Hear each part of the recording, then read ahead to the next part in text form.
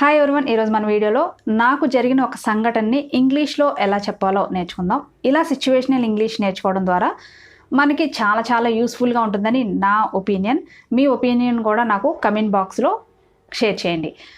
Night నాకు ఏం జరిగిందంటే, నేను మామూలుగా 9:30 అలా ఆ టైంకి నిద్రపోతూ ఉంటాను. సో నిద్రపోయే ముందు నా మొబైల్కి ఛార్జింగ్ పెట్టడం అలవాటు నాకు. ఎందుకంటే నా మొబైల్ పాతదైపోయింది, చాలా స్లోగా ఛార్జింగ్ ఎక్కుతుంది. కాబట్టి నైట్ పెట్టి ఎర్లీ మార్నింగ్ వరకు వదిలేస్తే కానీ 100% ఛార్జింగ్ ఎక్కట్లేదు. సో నేను అదే పని చేస్తున్నాను, ఎందుకంటే నా మొబైల్ ఓల్డ్ అయిపోయింది. త్వరలో నేను కొత్తది కొనుక్కుంటాను. కాకపోతే ఈ ప్రాబ్లం నేను ఈ 1 వీక్ నుంచి ఫేస్ చేస్తున్నాను.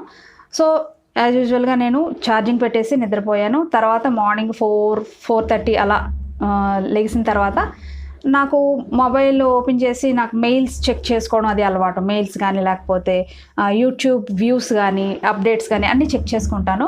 కాబట్టి నేను ఓపెన్ చేసేసరికి నా మొబైల్ ఛార్జింగ్ 4% ఎక్కింది. ఏంటి 4% ఉంది అని చూస్తే స్విచ్ చేయడం మర్చిపోయాను.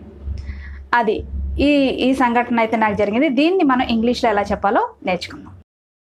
Usually I go to bed at 9:30. Before going to sleep, I charge my mobile because my mobile got old. It gets charging slowly.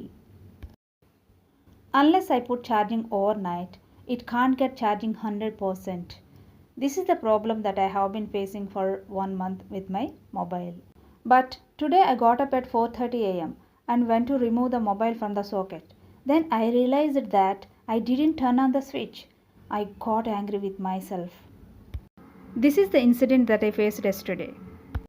ఇలాంటి సిచ్యువేషనల్ ఇంగ్లీష్ వీడియోస్ అప్లోడ్ చేయడం నాకైతే చాలా ఈజీగా అనిపిస్తుంది. కాబట్టి మీకు ఈ వీడియో నచ్చితే లైక్ చేసి కమెంట్ చేయండి. అప్పుడు నేను మరికొన్ని వీడియోస్ అప్లోడ్ చేయడానికి ట్రై చేస్తాను.